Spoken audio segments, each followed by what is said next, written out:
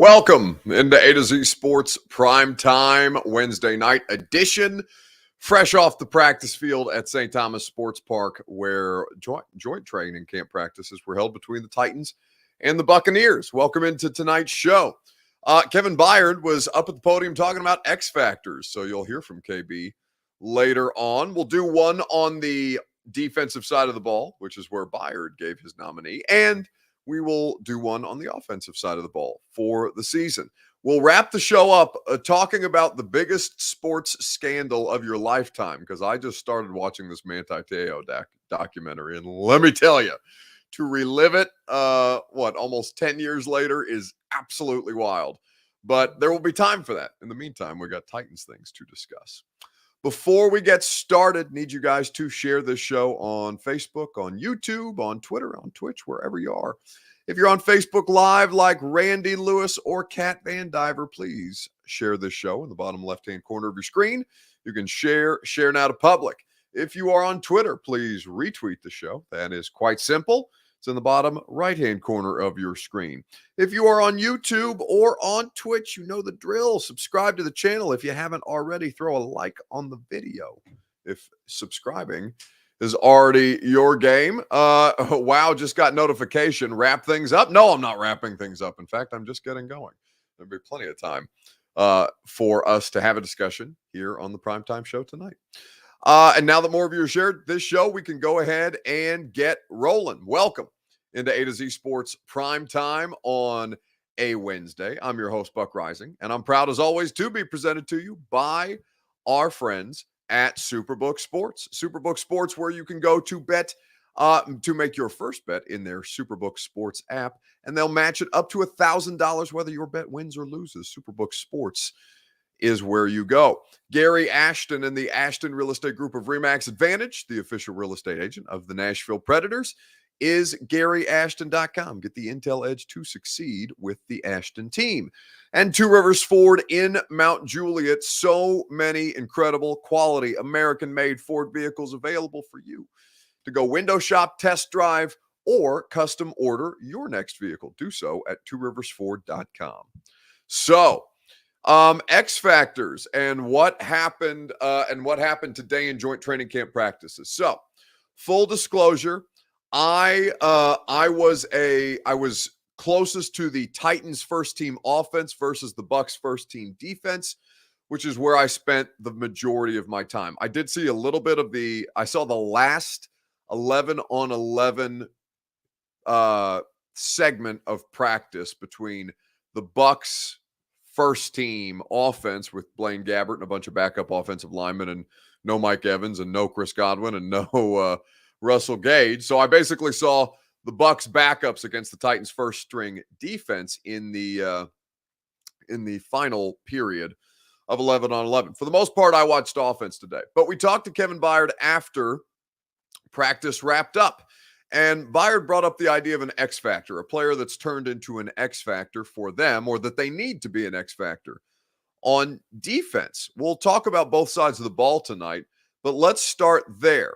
In the comments on Facebook, YouTube, Twitter, and Twitch, on whichever platform that you choose to consume us, which Titans defensive player is poised for a breakout season in 2022? Real simple. Let me know in the comments, and we'll talk about it at length. And we'll go through the different things that happened at practice today. I saw Julio Jones. He completed a full practice. I saw Treylon Burks. He did not complete a full practice. So those are things that we will discuss when we get to the offensive side of the ball.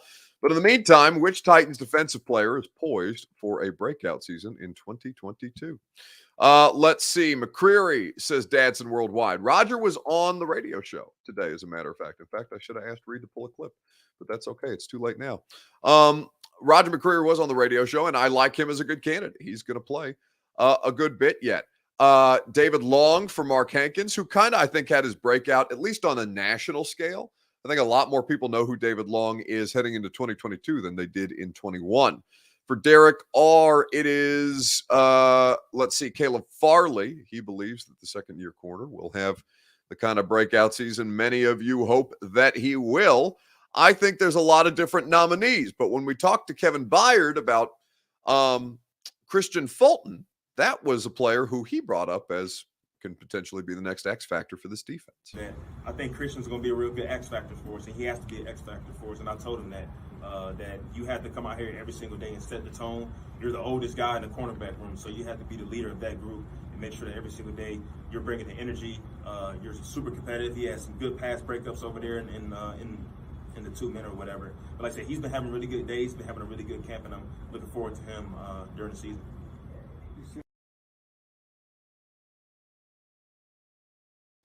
So that's Kevin Byard talking about the X factor for the Titans defense, or the player that they need to be the X factor for the Titans defense. That is Kristian Fulton. I think Kristian Fulton is perfectly primed for a breakout season, and I'll tell you why here in just a second, right after I tell you about our friends at Two Rivers Ford, who make the Two Rivers Ford take possible each and every night.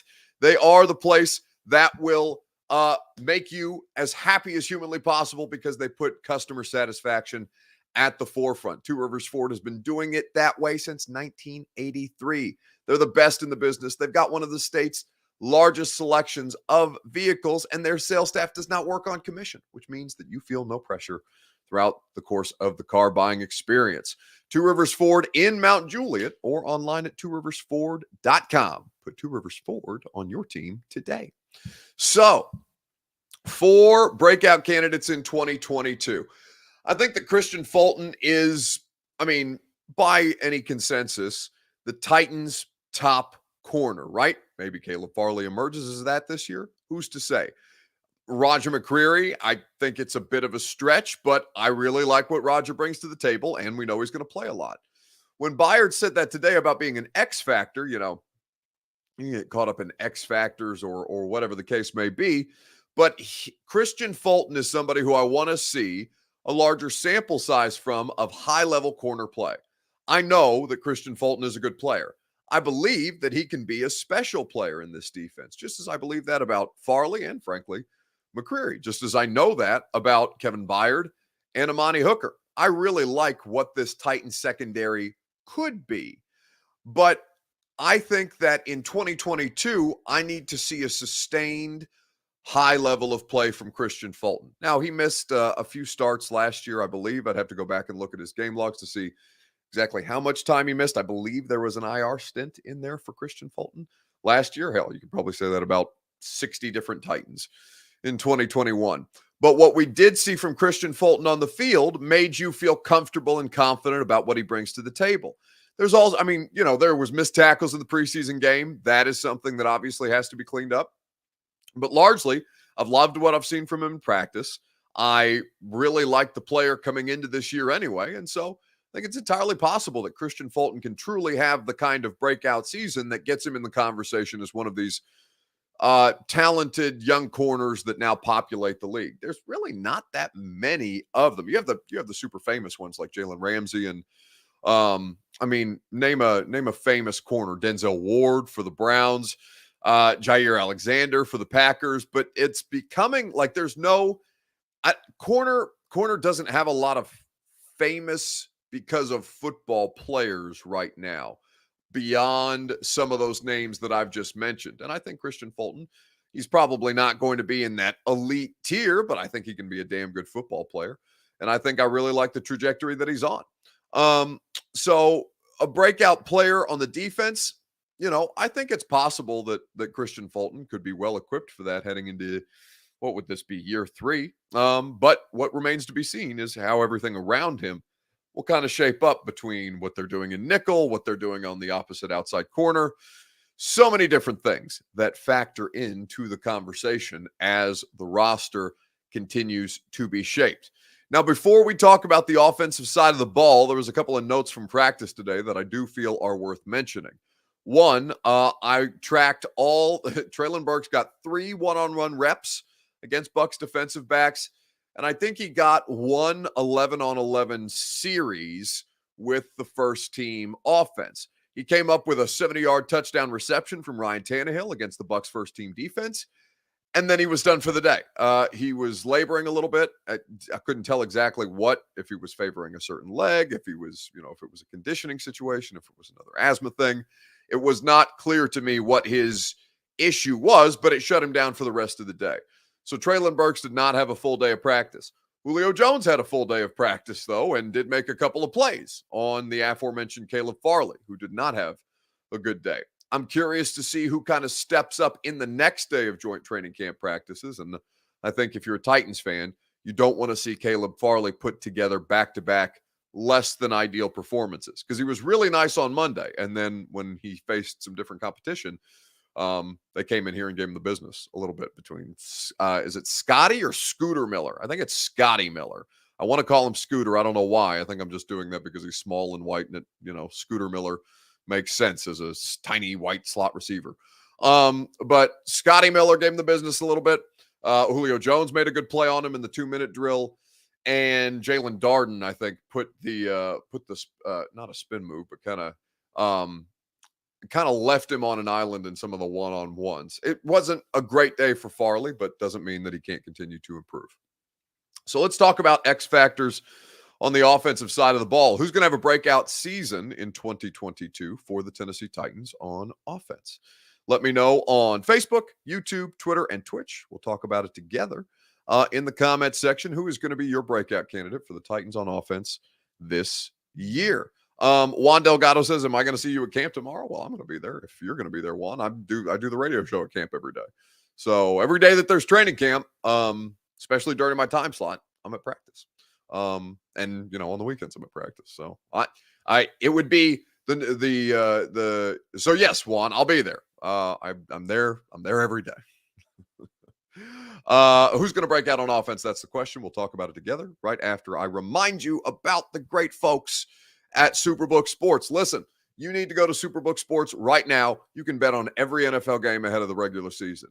They have lines for every game, all 17 weeks of NFL regular season action for all 32 teams available now. You can bet your first time in the Superbook Sports app, and they will match that first bet up to $1,000, whether that bet wins or loses. So bring Vegas to the palm of your hand. Bet on football this season or any other major sport that you desire in the Superbook Sports app. Go to superbook.com for terms and conditions. If you have a gambling problem, call the Tennessee Red Line, 1-800-889-9789. So, who's going to break out on offense this year? Michael Jones likes NWI. How much better NWI can get, how much further NWI progresses and develops, I think it's going to be an interesting case study. I personally believe that we've seen kind of what NWI is as a finished product, and I think that can still be hugely helpful, but I'm not necessarily looking at him as somebody to say, okay, like he's going to be the guy that really makes the difference for them on that side of the ball this year. I think he's a functional player, and I think he matters. But breakout, I don't think that would fit that category. Dion likes him some Kyle Phillips, the rookie slot receiver out of UCLA, who is definitely going to make an impact on special teams and play some offensive snaps as well as the return man. The obvious choice for Juan is Burks. I don't think it's that obvious. I think Burks would be. I think Burks probably pretty low on my list right now. I think there's probably 5 or 6 dudes I would put above in terms of likelihood being a breakout candidate in 2022 over Treylon Burks right now. Possible that changes. But when you talk about these kind of things, I think you have to look at what meshes the best with the quarterback. And what meshes the best with the quarterback right now, and really throughout the course of voluntary stuff, mandatory minicamp, and now 14 practices into training camp, Ryan Tannehill really works well with Austin Hooper. You've talked since you've been here about building chemistry with Ryan. I mean, where does that show up on the practice field now as far as being able to anticipate what you're doing? Maybe you get a good feel for what he's doing out there. Yeah, same answer. It's like any other relationship. Trust is just repetition over time, and I've been fortunate enough to be around here. Was this practice 15 or something like that? So having spring and these practices to just keep accruing reps with the quarterback, just like every other pass catcher on our roster. The more opportunities you get, the more comfortable both sides will feel when it comes to the real deal. Austin's done a great job for us. You mentioned we have several guys that are either new to this team or kind of roles stepping up on this team, and it's been a fun camp for me, just building those relationships, building that chemistry, having the conversations, day-to-day basis on what I'm expecting and how they're seeing certain things. So that chemistry just continues to build and to grow. And Austin did some really good things in that 2-minute. He's winning one-on-one matchups and making plays. So when a guy has shown to consistently do that, it builds a lot of confidence. So that's Austin Hooper and Ryan Tannehill speaking. I think Hooper spoke to us on Sunday, I want to say. And Ryan Tannehill met with the media today after practice, as did Kevin Byard. So Hooper, I think, is the player who I'm looking at and saying, okay, that makes a lot of sense. Because this is a very methodical offense when it's functioning correctly that has big play ability by nature of broken tackles. Explosive plays are critical. Derrick Henry is a big part of that. Not a lot of run games provide that for their offense in the current NFL construct. Like, there's not a lot of teams that can rely on 70, 80, 90-yard chunk plays from a running back the way that the Titans have been able to do with Derrick. Now, there's also explosive plays that they've had success with in the passing game, whether it's by nature of their play action game or some of the skill position talent that they have had in A.J. Brown. But now looking at this, what is the quarterback most comfortable with? Well, the quarterback is hugely comfortable with Austin Hooper and the consistency that he brings as a tight end. He may average 7 yards a catch this season, and that will be plenty. He doesn't have to be a big, deep threat down the field. He has to be a big threat in the red zone. He has to be a big threat on third down. He has to be a big threat on early downs, because God help me if they don't throw the ball more on first down this year, especially to utilize the tight end to just get 6 or 7 yards as opposed to 2 or 3, because you're running Derrick Henry right into a nose tackle every time. It's not every time. I'm being dramatic, but I'm saying utilize what you clearly have, and what you clearly have is a much more consistently available collection of skill position players that can help you move the chains, continue to pick up first downs. Don't have to play third and long because you're not playing third down at all. You're keeping ahead of the sticks. You're being efficient and effective. That's the best version of Ryan Tannehill, and something that Austin Hooper can help with quite a bit. Chig, as I expected, is melting in quietly, MIA. I don't think he's missing an action. I think he's been fine. I don't think Chig's been bad by any stretch of imagination. I think Chig's been completely fine for a rookie tight end coming in. Yeah, I wouldn't sleep on Chig.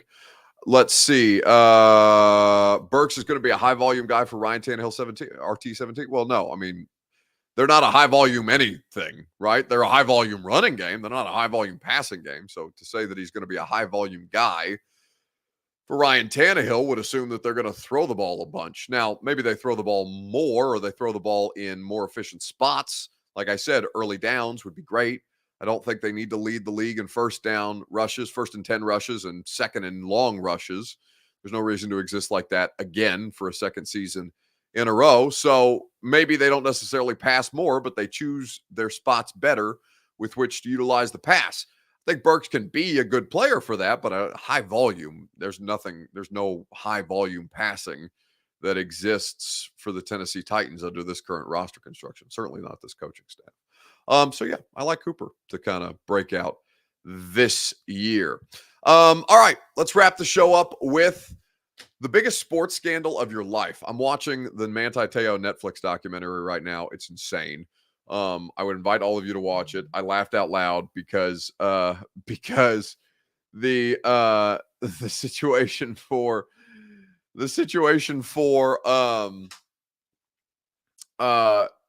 Manti Te'o at the time, going through the 2013 draft process. It was funny because I watched the combine scene, and who's the first reporter that I see hovering around Manti Te'o at the podium in the combine scene? It's Jimmy Wyatt, a reporter extraordinaire, and this is pre-team employee Jimmy. This is like hardcore capital J journo investigative newspaper Jimmy Wyatt, like out here for blood Jimmy Wyatt. The Wyatt that I wish that I love Jimmy either way, but I did not know him when he was like the dude when it came to Tennessee Titans reporting, and now that he works for the team, it's a little bit of a different scenario. But to see Jimmy in the mix for the Manti Te'o stuff made me laugh out loud. But anyway, so the Manti Te'o thing's on Netflix. No free ads, but it reminded me, because that's like one of the biggest sports scandals of my lifetime. There have been several. There have been several big ones. I think like Baylor comes to mind. What happened with Art Briles in the Baylor athletic department. Manti Te'o was a big one. I was a sophomore in college when Deadspin broke that news. That was the 2012 college football season. Let's see what other Joe Paterno was it. Well, the Sandusky stuff was like it happened before my time, but the scandal itself breaking out was during my lifetime. That was a massive one, obviously. So what's been the biggest? I mean, Deshaun Watson is a pretty crazy one too, to be honest with you. Derek Othello West says, but I mean, it is, but the details on the Manti Te'o stuff, I've never seen anything like that in my life. Now, I've never seen anything like the Watson stuff. I've certainly, thankfully, never seen anything like Baylor and all these different things. But what was the biggest sports scandal of your lifetime? Let me know in the comments. And in the meantime, I'll tell you about the team that your favorite teams trust. That's the Ashton team. The Ashton Real Estate Group of RE/MAX Advantage. Gary Ashton, the main man, making it all possible with the Intel Edge that will help you succeed. That Intel Edge helps you sell your home without any showings or staging. It helps you find your next home while the market is still red hot, and helps you win the buyer battle and cash in on your home equity right now. GaryAshton.com for all of your real estate needs, and the Intel Edge you need to succeed only can be found at GaryAshton.com. So, what's the biggest sports scandal of your lifetime? Deflategate, just because of nonsense, is up there for me. But the Manti Te'o stuff was absolutely wild. I wish that we could play a clip from it for you, but Netflix is hugely litigious, and it would disable our show for the rest of the night. So in an effort to avoid that, we will not. But the Manti Te'o situation, where he was catfished before catfishing was a thing, right? This was the first most public iteration of catfishing. Before it was a show, before that was a common term. It became a common term after 2013 when Manti Te'o got catfished. So with Lance Armstrong, also the same year, but Manti Te'o was bigger than Lance Armstrong. It gobbled up more air because of how crazy the details on it were. Because you had the situation where he was this transcendent college football player. He decides to return for his senior season, which probably wasn't in his best interest. All of this stuff starts to spiral because he loses his grandmother in real life, but also is carrying on this internet relationship with a woman he's never actually seen in person. He's only spoke to her on the phone. And they interview the woman who, well, at the time was a man, now a woman. They interviewed the woman posing as Lene Kakua. I've forgotten her name off the top of my head right now. Perhaps producer Reed could look it up. It's just a crazy, crazy story, how she orchestrated this thing, how it all spiraled, how Manti just kind of was up there on the stage at the Heisman ceremony being asked about this, thinking that this girlfriend is dead. But 2 days before he's on the Heisman stage, he's getting a call from a woman who's saying, no, it's actually me. I'm still alive. Like, it's all wild stuff. There's always scandal in sports. Always scandal in sports. But damn, if the Lene Kakua story isn't one of the crazier ones that I have ever seen documented, and the details on it, to go back and like I remember reading the Deadspin report. I remember all my buddies sent it around because Twitter, I think people were just starting to kind of get like super active on Twitter at the time. Mark Jones says Mentorgate. That's a really good one with Ryan Tannehill and Malik. I really like that submission. Well done. But getting catfished to the extent that he got catfished was crazy. And again, like this was what, 2010? No, 2012 when people started to dig into it. So all this stuff was just starting to be documented on the internet. It's like Tiger Woods, like it just happened to correspond at the same time with the rise of Twitter and instant reaction that way. Woo! Man, I'm not even through the first two parts of it, but it is it's heavy stuff, man. I don't know if it's the craziest sports scandal of my lifetime. Hell, this Watson thing is probably a really big one, has been a really big one. And 90s steroids in baseball. I don't remember it at all. I was born in 93, so like that's not a part of my. Now, some of you are a little longer than the tooth. That meant baseball, the steroid era in baseball, that's the last time baseball was fun, right? Like I'm an active proponent of bringing steroids back to baseball to make me care about baseball again. But as far as the rest of it is concerned, there's a lot of different sports scandals that you could pick from, and they all have crazy stories behind them. But damn, if the Manti Te'o one isn't super engaging. It's probably the longest I've gone without looking down at my phone during something that's on television. Like that's how I judge things now. It is that captivating that it keeps me off my phone. And that's not necessarily easy to do these days. Anyway, that's going to do it for us tonight. I appreciate you guys hanging out with us. One more primetime show to do tomorrow night. On the radio, oh God help me. On the radio show tomorrow is Taylor Lewan. So we will deal with whatever catastrophe that brings along with it. He sent me a voice memo today that I will not play for you on the air. But just know that it is going to be a really good radio show from the second day of training camp. We will have Mike Keith, voice of the Titans. We will have Taylor Lewan. Who knows who else we will have coming through the training camp tent setup. Eric Castillo wants to know what time Taylor is scheduled for. About practice ended today around like 11:15, 11:20. So it'll probably be the 11 o'clock is Central Time, 11 o'clock hour. He'll be in there. It will be, I'm sure, exhausting. All right. Have a great night. Enjoy the rest of your evening. Radio show starts at 10. If not, prime time tomorrow night at 8 p.m.